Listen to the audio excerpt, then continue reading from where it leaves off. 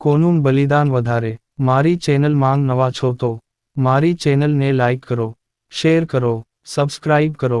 ધન્યવાદ. દર વખતની જેમ રાજા વિક્રમ ફરીથી બેતાલને ઝાડ પરથી નીચે ઉતારે છે અને તેને તેની પીઠ પર બેસાડે છે અને તેને યોગી પાસે લઈ જવા નીકળે છે.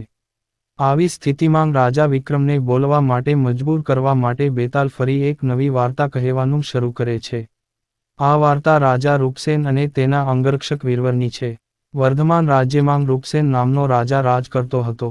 રાજા ખૂબ જ હિંમતવાન, દયાળુ અને ન્યાયી હતો. આ જ કારણ હતું કે રાજા રૂપસેનનું વ્યક્તિત્વ માત્ર વર્ધમાનમાં જ નહીં પરંતુ તેમના રાજ્યને અડીને આવેલા તમામ રાજ્યોમાં પણ ઉદાહરણરૂપ હતું. એક દિવસ વીરવર નામનો માણસ રૂપસેનના દરબારમાં આવ્યો. જ્યારે રાજાએ તેના આવવાનું કારણ પૂછ્યું ત્યારે વીરવરે કહ્યું, મારે નોકરી જોઈએ છે અને હું અંગરક્ષક તરીકે તમારી સેવા કરવા માંગુ છું. વીરવરની આ વાત સાંભળીને રાજાએ કહ્યું, હું તને મારો અંગરક્ષક બનાવી શકું છું, પણ તેના માટે તારે તારી કાર્યક્ષમતા પુરવાર કરવી પડશે.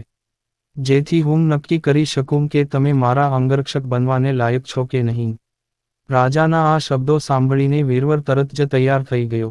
તેની મસલ પાવરની સાથે તેણે હથિયાર ચલાવવાનું કૌશલ્ય પણ બતાવ્યું.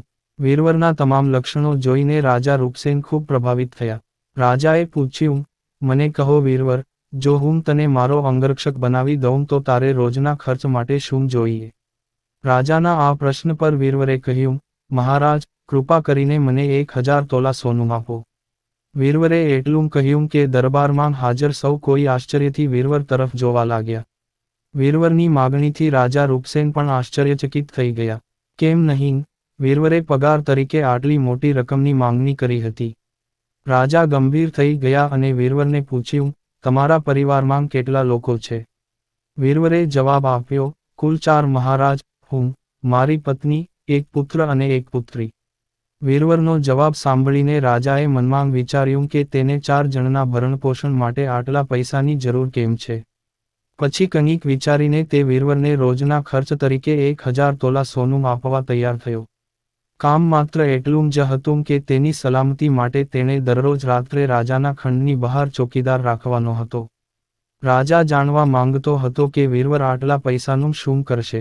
તેણે વીરવરને 1000 તોલા સોનું આપ્યું અને તેને રાત્રે કામ પર આવવા કહ્યું અને ગુપ્ત રીતે તેની પાછળ કેટલાક સૈનિકોને મોકલ્યા. વીરવર નોકરી અને ઇચ્છિત પગાર મેળવીને ખૂબ જ ખુશ હતો.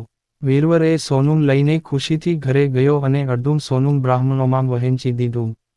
બાકીનો અડધો ભાગ 2 ભાગમાં વહેંચાયેલો હતો.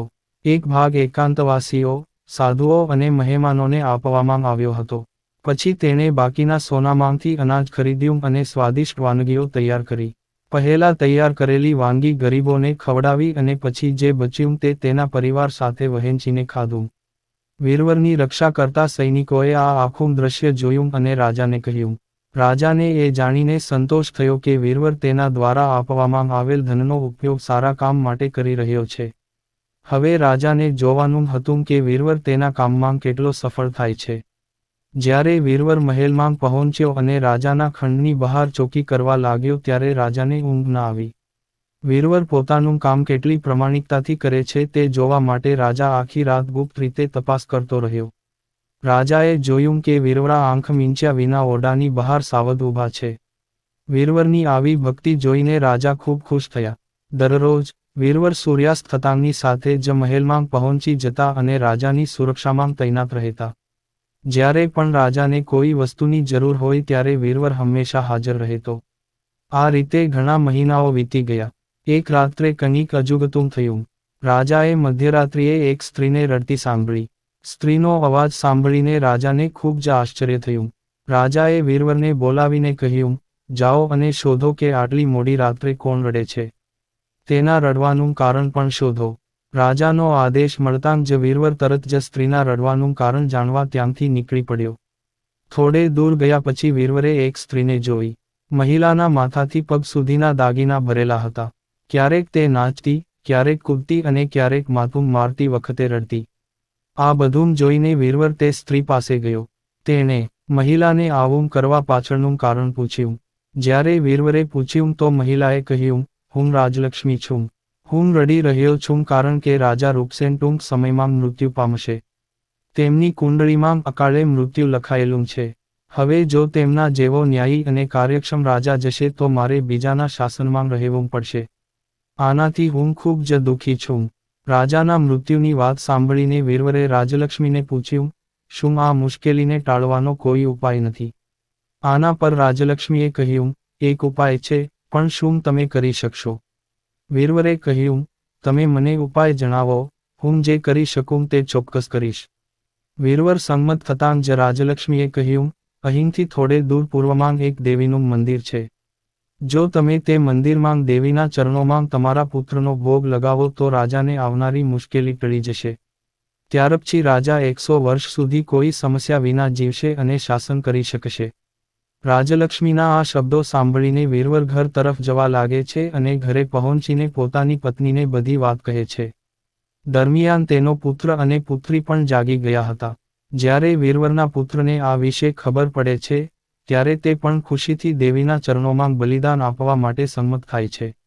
વીરવરનો દીકરો કહે, પહેલાં તો આ તારો આદેશ છે, બીજો, રાજાનો જીવ બચાવવા માટે, ત્રીજું, દેવીના ચરણોમાં મરવું, આનાથી મોટું સૌભાગ્ય મારા માટે બીજું શું હોઈ શકે? પિતા તું હવે જા, હું તારી સાથે આવું છું. પોતાના પુત્રની આ વાત સાંભળીને વીરવર તેના આખા પરિવારને પોતાની સાથે લઈને દેવીના મંદિરે પહોંચે છે. મંદિરમાં પહોંચીને વીરવરે તેની તલવાર કાઢી અને કહ્યું, માતા, કૃપા કરીને આ બલિદાન સ્વીકારો અને મારા રાજાને લાંબુ આયુષ્ય આપો, અને પુત્રનું માથું કાપી નાખ્યું. તેના ભાઈના મૃત્યુ પર વીરવરની પુત્રી પણ તેની માતાના પગમાં માથું ફેંકીને આત્મહત્યા કરે છે. પુત્ર અને પુત્રી બંનેના મૃત્યુ બાદ વીરવરની પત્ની કહે છે કે, પુત્ર અને પુત્રી બંને ગુમાવ્યા બાદ હું પણ જીવવા માંગતી નથી. એમ કહીને વીરવરની પત્ની વીરવરના હાથમાંથી તલવાર છીનવી લે છે અને માતાના ચરણોમાં માથું અર્પણ કરે છે. પત્નીના મૃત્યુ પછી વીરવર હવે વિચારે છે કે જો હું મારા પરિવારમાં એકલો રહી ગયો તો મારા જીવવાનો શું અર્થ છે? આ વિચારીને તે પોતાની સામે પડેલી તલવાર વડે આત્મહત્યા કરી લે છે. જ્યારે રાજા રૂપસેને આ વાતની જાણ થઈ તો તે પણ મંદિરે પહોંચી ગયો અને આખું દ્રશ્ય જોઈને ખૂબ જ દુઃખી થયો. તેણે વિચાર્યું કે 4 લોકોએ પોતાનો જીવ બચાવવા માટે જીવ ગુમાવ્યો, આવી સ્થિતિમાં મને રાજા હોવા પર શરમ આવે, હું આવા જીવનનું શું કરીશ? બસ આ વિચારીને રાજા પોતાની તલવાર ખેંચે છે. રાજા તેની તલવારથી તેની ગરદન કાપવા જતો હતો ત્યારે અચાનક દેવી ત્યાં દેખાય છે. દેવી કહે છે, રાજા, હું તમારી હિંમતથી પ્રસન્ન છું. તમે જે પણ વરદાન માંગશો તે તમને મળશે. દેવીના આ શબ્દો સાંભળીને રાજા કહે છે, દેવી, કૃપા કરીને વીરવર અને તેના પરિવારને જીવંત કરો. દેવી તરત જ વીરવર અને તેના સમગ્ર પરિવારને જીવંત કરે છે. આટલું કહીને બેતાલે કહ્યું, મને કહો વિક્રમ, આ બધામાં કોનું બલિદાન સૌથી મોટું હતું? વિક્રમે કહ્યું, બેતાલ, સૌથી મોટો બલિદાન રાજાએ આપ્યો હતો. બેતાલે પૂછ્યું, એવું કેમ? વિક્રમ બોલ્યો, સાંભળો, પિતાની આજ્ઞાનું પાલન કરવું એ પુત્રનું કર્તવ્ય છે. પોતાના રાજા માટે પોતાનો જીવ આપવો એ સેવકનું કર્તવ્ય છે.